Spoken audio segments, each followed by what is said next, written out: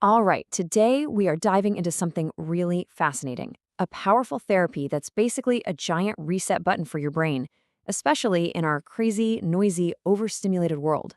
Let's get right into it. You know that feeling, right? The constant dings, the notifications, the endless pressure. It feels like our nervous systems are just stuck on high alert 24/7, and you are definitely not alone in feeling that way. It's this epidemic of overload, really, and so many of us are just searching for a way to switch it all off for a little while. So, what if you could actually create a true sanctuary for your senses? Well, that's the whole idea behind float therapy. And look, this is about way more than just kicking back and relaxing. It's about engineering an environment to give your brain and your body the profound and necessary break they've been craving. Now, the official kind of sciencey name for it is flotation rest. That stands for reduced environmental stimulation therapy. It's a bit of a mouthful, but the concept is super simple. You systematically strip away as much external sensory input as possible. The goal is to allow your nervous system to finally reset by clearing out all the clutter of daily life. So, how do they create this environment of nothingness? Well, it's pretty wild, and it boils down to three key things. First, the water is packed with, get this, nearly a ton of Epsom salt. That makes you so incredibly buoyant, you just float on the surface without even trying. The sensation of gravity, it's just gone. Second, the tank is completely soundproof and pitch black. No light, no sound. And third, and this might be the coolest part, the water and the air are heated to the exact temperature of your skin. After a few minutes, you literally can't tell where your body ends and the water begins. It is a total sensory reset. Okay, so we get the setup. But what's actually going on inside your brain and body when you're in one of these things? What's happening on a biological level? Well, think about it. For what might be the first time in years, your brain isn't being constantly bombarded with information.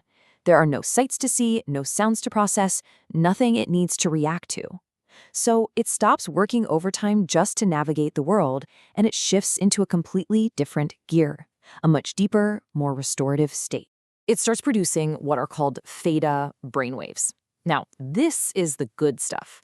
This is that elusive state that people experience during deep meditation or REM sleep, a space of heightened creativity and just profound calm. What's so incredible is that while experienced meditators might spend years learning how to access this state, the float tank helps your brain get there almost effortlessly. And this is a perfect way to think about it. For anyone who's ever tried to meditate but just couldn't quiet that racing mind, the float tank is like a guide.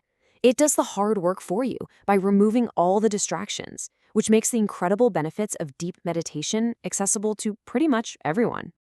And these effects are not just in your head. Your entire body gets the memo. Your fight or flight system, which, let's be honest, for many of us is stuck in the on position, finally gets to stand down.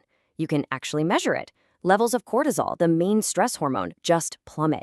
Your whole nervous system shifts from that hyper-alert state to the calm, rest, and digest state. It's a full-body reset. Okay, so this all sounds fantastic in theory, but what does the actual science say? Let's look at the clinical evidence to see if these effects really hold up under scrutiny. To test this, researchers designed a brilliant head-to-head comparison. They took a group of anxious individuals and had them do two separate 90-minute sessions, one in a float tank and another just watching a relaxing nature documentary. So which one produced a deeper state of calm? Well, the results were pretty striking. As you can see, while the film was definitely relaxing, the float session produced a significantly larger reduction in state anxiety, that's the anxiety you feel in the moment, and a much bigger boost in feelings of serenity. This shows that floating wasn't just relaxing, it was powerfully therapeutic. And here's a concrete physiological marker of that deep relaxation. During the float, participants saw an average drop of almost 13 points in their diastolic blood pressure. Now, that's a substantial physical change, and it's a clear signal of just how deeply the body is letting go of stress. But, perhaps the most important takeaway from this whole study is this. The therapy was a potent intervention, and it turned out that the people who were the most severely anxious were the ones who reported the largest effects. It was a game changer for those who needed it most. So, a single session clearly has a powerful effect. But for people dealing with chronic conditions like generalized anxiety disorder, the real question is, can these benefits actually last? Can floating provide more than just a temporary fix? Well, a landmark clinical trial set out to answer that exact question. They recruited adults who were diagnosed with generalized anxiety disorder and put them on a structured program, 12 float sessions over 7 weeks. And sure enough, the float group saw a huge reduction in their anxiety symptoms. But here's the most critical part. When researchers followed up 6 months later, those benefits were still there. This proves that a consistent program can lead to sustained long-term relief. And the benefits actually went beyond just anxiety. That same study also found significant improvements in things like sleep difficulties, troubles with emotion regulation, and even a reduction in the symptoms of depression.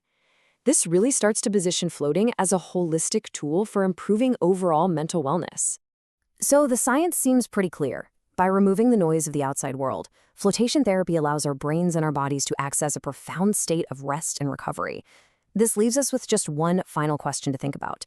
In a world that never stops talking, what could you discover in the science of silence?